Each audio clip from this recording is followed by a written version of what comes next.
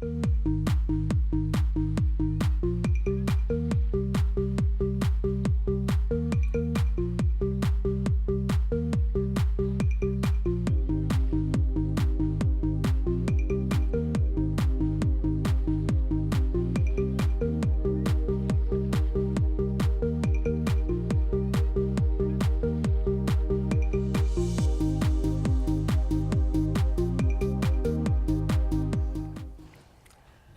welcome to Community Hotline. I'm Monica Weitzel, and we're here in Gresham at MetroEast Community Media.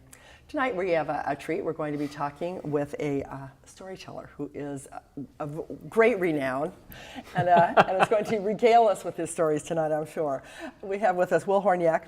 It's wonderful to have you here. And Cindy Passananti, you are with the Gresham Center for the Arts Foundation and the Third Thursdays Chair. Mm-hmm. Okay, and thank you for bringing Will here tonight. My pleasure. Cindy, maybe just before we talk to Will, maybe tell us just a little bit about the Third Thursdays program and what that's all about. Third Thursday is a series. We're starting up again. We took a couple of months off during the holiday season, and we have 3 more programs. We bring artists of different venues, genres, and it's on Thursday nights, the third Thursday of the month, starting in February. And we'll have one in March and one in April, where it's kind of like enjoying the artist of choice in your living room. So it's at the, that's what I was just telling you. So are you the artist of choice? He's our artist of choice this month, as opposed in to February. The choice artist. Yeah. There you go. And it's like having the opportunity to visit with them in the living room. We have our location is at the Gresham Historical Society Museum, which is very cozy and charming to visit. I encourage everybody to come and just see the building. It's marvelous, and they have wonderful displays. We're there Thursday evening. This time it's February 19th. Doors open at 6:30. We have some light refreshments, a little bit of wine, a little coffee. I think that's one of the biggest appeals is the whole intimate feeling of these. It is. These events. And we encourage our artists to share their stories and to bare their souls. That's right. And then they get a chance to ask questions after he shares his skills with them. So what he didn't tell, they'll dig out. That's right. Yeah, that's the best With part. your journalistic background, I know you understand that, right? So tell me, Will, what's going to be different about this presentation that you're going to do as opposed to other things you've done? You've done all sorts of things, haven't you? I mean, you're not just a storyteller. You teach, correct? I teach storytelling. And you've worked with but I was doing a little bit of research. You've talked with so many different kinds of groups, and it's kind of fascinating. Well, storytelling works in so many different communities. I mean, everybody tells stories, and one of my attractions to storytelling was how many doors it opens to different communities. That's a good point, yeah. You know, I can be telling stories with kindergartners and then do a workshop with attorneys later in the day. And I love Which that one would kind you of enjoy variety. most? Actually, I enjoy them both. You know, I did a workshop with a group of trial lawyers, and they were fascinating because they're excellent storytellers. Oh, and I didn't have to that's a good talk to point. them about the power or the value of storytelling. They immediately wanted to know. Yeah. They had great that's questions. what they do. you know. I bet they How do you did. set the hook? How do you bring it to a conclusion? You know, how do you do this? How do you do that? So. How fun. When people ask you questions, so when you're teaching a class, where do the best questions come from? You know, it just depends on the person. Like some of the questions might be, where do I find a story? Or some people might say, you know, I have these stories, but I don't know how to tell them, or I don't know where to start. Right, you right. know? And so that's a good question, because what I try to do is, first, I really believe that everybody is a storyteller. We have different styles, we have unique voices. So to me, it's a matter of creating an environment that encourages people just to come forth and start telling stories, to find out what their style is, what their voice is. And you know, you learn storytelling by doing storytelling. Right, So, right. So, you know. so when you were a kid, did you think, oh, when I grow up, I'm going to be a professional storyteller? Well, I mean, what a fun thing to, you know. Yeah. I mean, is it as fun as it seems? I mean, I don't know. It just would be a creative, challenging kind of a job, I would think. No, I love what I do. I worked as a newspaper reporter, and I was telling Cindy that, or I think I was telling you out in the lobby that one thing I liked about it was, for one, it was variety. You might be covering the courts one day, Right, you know, right. a school board meeting, and then go out to a crime scene. and I like that kind of variety. Plus, you always meet interesting people, and the newsroom itself is fascinating. Yeah, yeah. You know, You were saying that with the big open layout, Oh, that, yeah. that you'd had the sports teams over there, and then Sure. the fashion over there, and I worked at the Milwaukee Journal in Milwaukee, Wisconsin. So if you wanted to find out how the Green Bay Packers were doing, if you wanted to find the inside just story, walked a few- just walk a few steps. You know? That's great. That's Yeah. great. Have you used any of the stories from reporting or from being a journalist in your storytelling? Yeah, I did a show called Freedom in Peru's Prisons. I lived for a year and a half in Peru, and a close friend of mine has been a social worker in Peru for 30 years. So I did sort of a journalistic piece on his work in the prisons. But I felt like journalism was an excellent precursor, trainer for storytelling. Yeah, I would think so. In part, it trains you to be terse. You have to be brief. Yeah. You know, and You I can use still a lot of words where you can say it in a You couple got of it. I could still hear my editor Tom Lubinow saying, "Shorten the damn lead, would you?" I would have trouble with that. I definitely would. So what are you going to do for us at the Third Thursdays event? What do you have planned? The name of the evening is called Scheherazade's Children, Okay. and the elongated title is how one woman changed the course of empire by telling stories.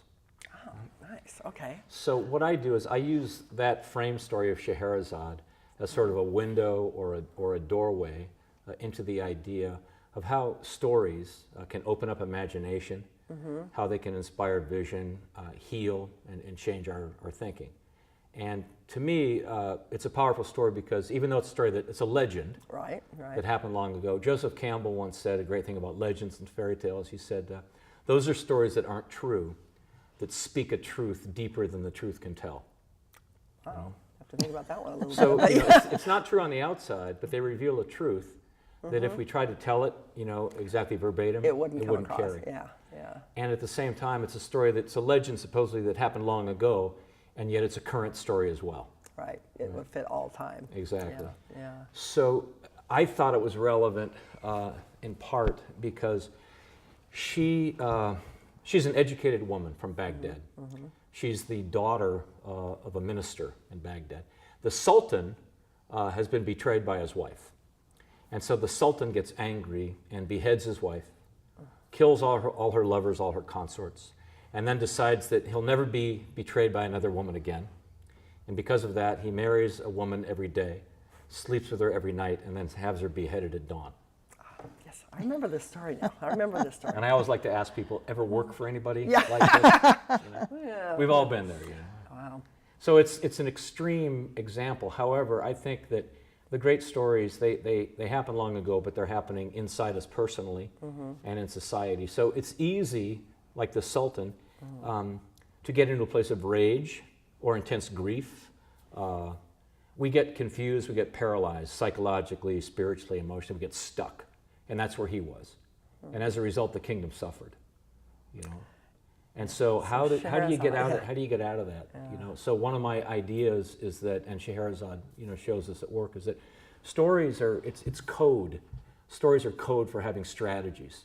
Stories are code for knowing lots of different characters. Stories are code for seeing lots of different problems and how people got into them and how they might be able to get out of them. So if you have lots of stories, you have a lot of perspective. You have a lot of ways that you might be able to get in and out of situations. Get your answers. Exactly, and that's what Scheherazade eventually did, was told enough stories where it opened the king's perspective. And so I think there's lots of interesting takeaways from her story.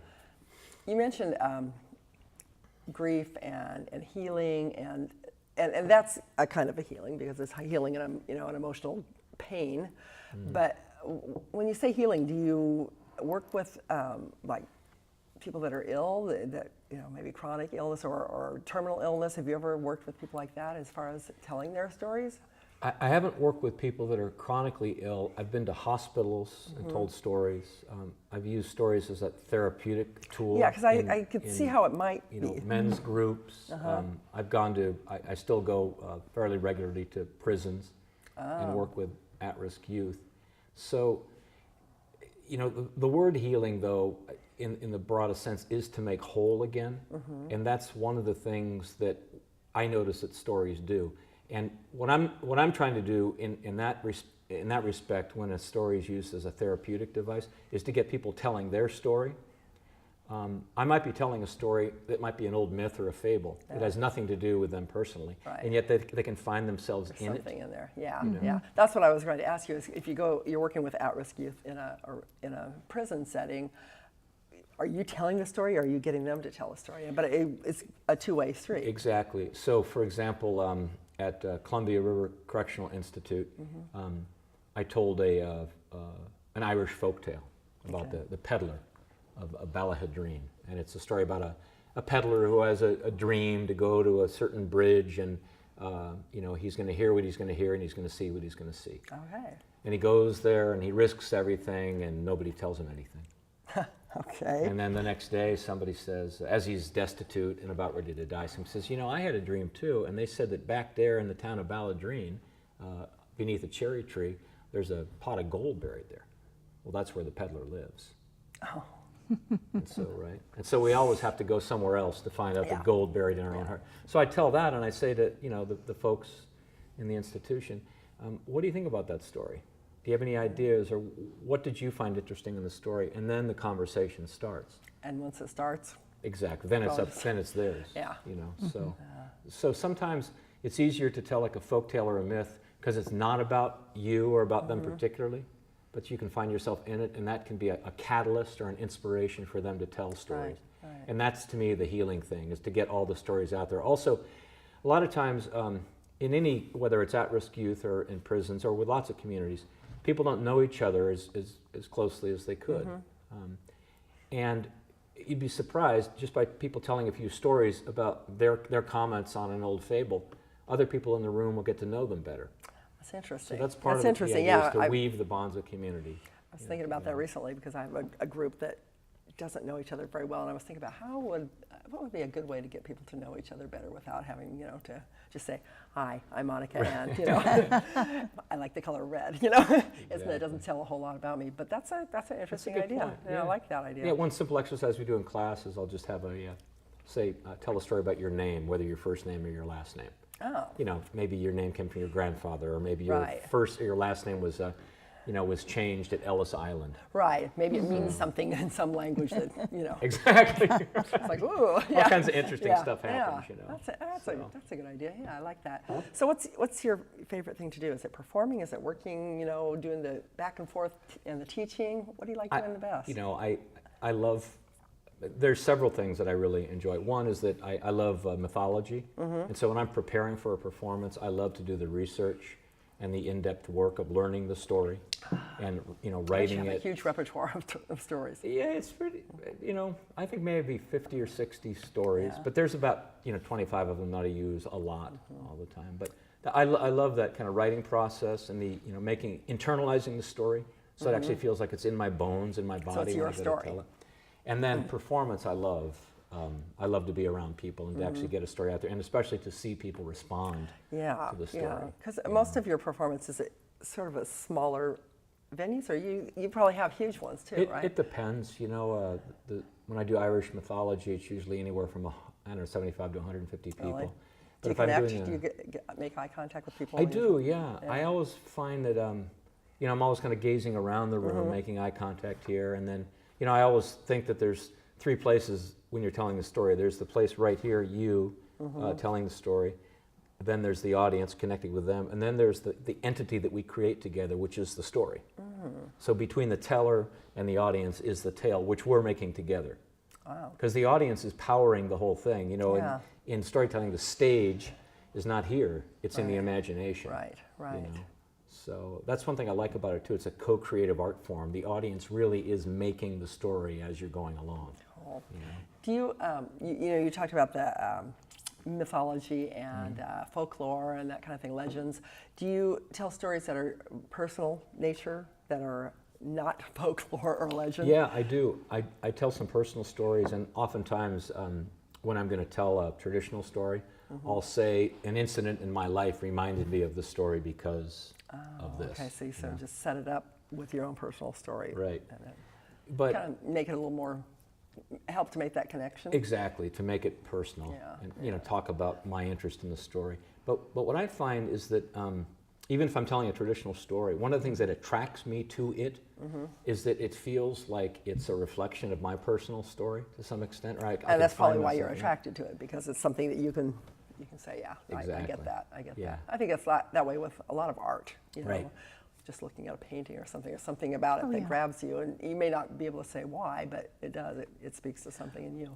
Yeah. When we were visiting out, you might tell him. I asked him how he got into this, what started you, and I love the story you told about the gentleman you watched and how you felt about it. Yeah, I had never. I was a TV kid. You know, I was watching, a Patty Duke show on McHale's Navy and all that kind of stuff. Rocky and Bullwinkle. I can still sing the Patty Duke song. Oh yeah, I can relate to all of those. Speaking of the power of stories, you can still think of, I still know Leave It to Beaver's, best friend. Of course. So anyway, one day in Seattle, I think I was 25 or 26, and I went to a storytelling. I'd never seen a professional storyteller before. His name was Jay O'Callahan, and he was at the Museum of Science and Industry. And there must have been 300 of us in the room, and everything went dark, just him on stage with one spotlight. And he told stories for an hour and a half, but after 45 minutes there was a break, and the lights went up, and I literally went, oh my gosh, there's all these other people here. Yeah, and also I said, where did everything go? Because I had made all these settings. Oh, wow. I had created all these characters because he had these great voices. He was good, huh? He was great, and I also went, that's so powerful, and we did it together. Yeah. And also everybody, he's telling the story, but we're all making up unique pictures. Everybody's seeing it in their heads their own way. Exactly. I wonder what everybody else was doing when those lights came up. That would be kind of disconcerting, I would think, It's like, wow. Yeah. Well, I just thought that was so interesting that happens, because I do some teaching over at Mount Hood, and I was telling Will that in your teaching, most teachers will tell stories. Those are the best to teachers. help them hopefully remember the incident that makes the point. And so it was really fun to share some of the things that we talked about. And Cindy, being a travel agent, she's traveled all over the world. And so, when you do that, you have predicaments all the time. You probably have a few stories. Makes a few stories really interesting. So you're going to get her in there and start telling her stories too? Right, well, she was telling me a lot of stories. I learned all kinds of stuff about travel. I know where to go now and where not to go. I love it. I love it. It's very true though. Like with teachers, I know. My favorite teacher in high school was one that was teaching. It was like we were teaching 12th century literature, Beowulf and stuff like that. That it's a little bit tough. But he would tell the stories about how the people lived then. About what they cooked and what they wore and how they ate and just what life was like, and it made it so fascinating because it set the stage, and then you were better able to understand, what the story meant. And that was what drew me into teaching, was the same kind of thing. I ran into my couple of teachers, and I said, wow, I never knew history was so interesting. And he says, wow, you sound like a history major. I've been reading history ever since, but it does bring the culture and bring everything to life. And that's what's so exciting about storytellers. So I'm very excited about having Will come to our third Thursday and sharing his talent.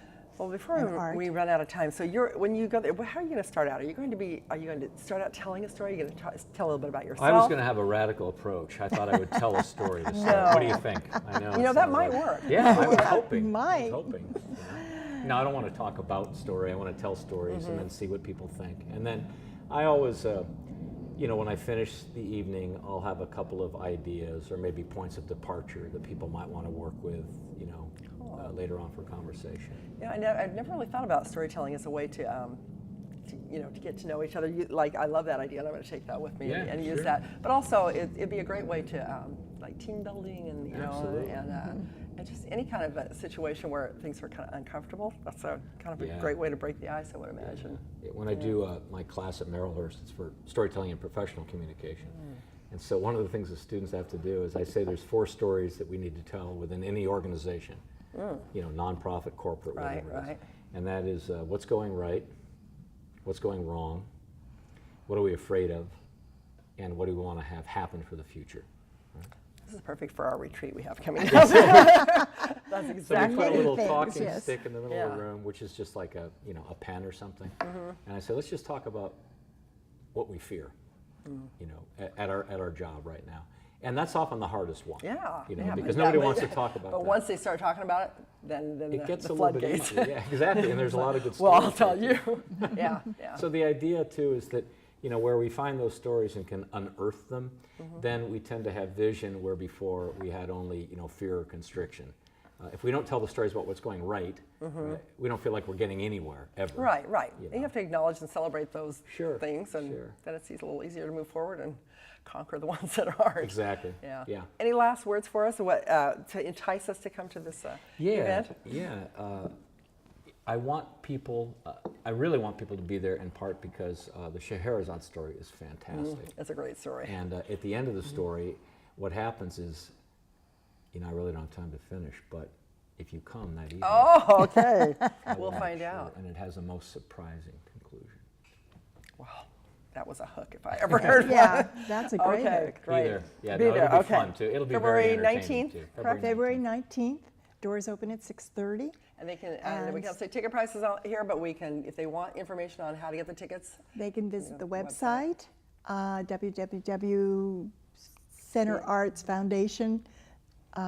www.centerartsfoundation@gmail.com. And I think we'll have the information on our screen. It'll be so- up there, and they can also call me.